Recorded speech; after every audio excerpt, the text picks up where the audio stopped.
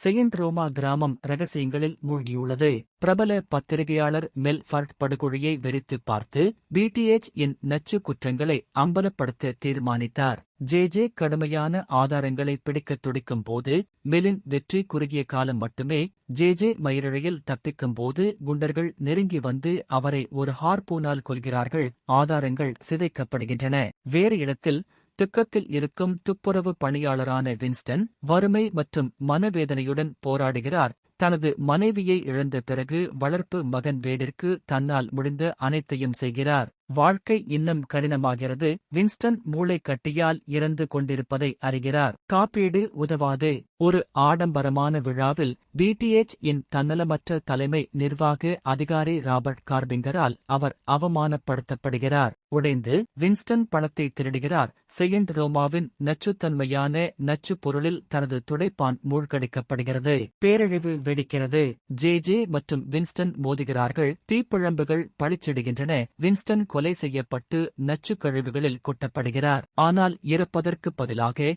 Winston உருமாறுகிறார். இப்போது ஒரு பயங்கரமான பழிவாங்குபவராக.